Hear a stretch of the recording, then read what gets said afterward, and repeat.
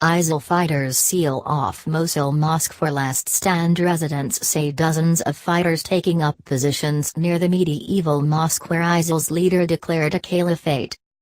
June 1, 2017, 6:07 GMT. Battle for Mosul, Iraq, Middle East, ISIS. A black ISIL flag hangs from the minaret of the Grand Mosque in western Mosul. File, Al-Qais Constantinides/Reuters. ISIL fighters have closed the streets around Mosul's Grand Al-Nouri Mosque, residents said, apparently in preparation for a final showdown in the battle against Iraqi forces over their last major stronghold in the country.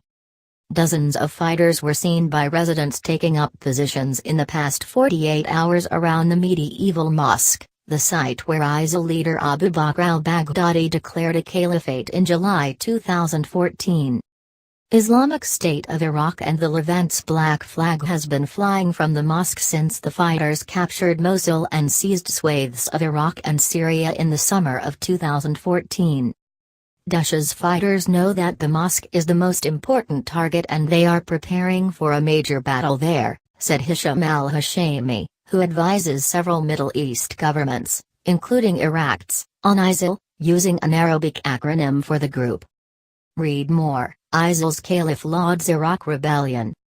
Military sources said the move by ISIL fighters was aimed at preventing any infiltration by advancing Iraqi forces, who are closing in on the remaining pockets of territory held by the armed group. The fall of the city would, in effect, mark the end of the Iraqi half of the self-styled caliphate. Meanwhile in Syria, Kurdish forces backed by U.S. air raids are besieging ISIL forces in the city of Raqqa, the fighters' de facto capital in that country. Iraq, almost 1 million people displaced from Mosul. Up to 200,000 people still live in harrowing conditions behind ISIL lines in Mosul, running low on food, water and medicine. Civilians fleeing the fighting told Al Jazeera about the terrible conditions they have been living in. Tired and panicked, they described starving conditions with limited access to water. A fleeing man said that during the Muslim fasting month of Ramadan, which is currently underway, he has been surviving with flour and water. An older woman said that they were being treated as prisoners and had no food or water. Iraqi forces launched a major U.S.-backed operation to retake Mosul in October last year, fighting their way to the city and retaking its eastern side before setting their sights on its smaller but more densely populated west. The battle has taken a heavy toll on civilians, pushing hundreds of thousands to flee, while hundreds more have been killed or wounded.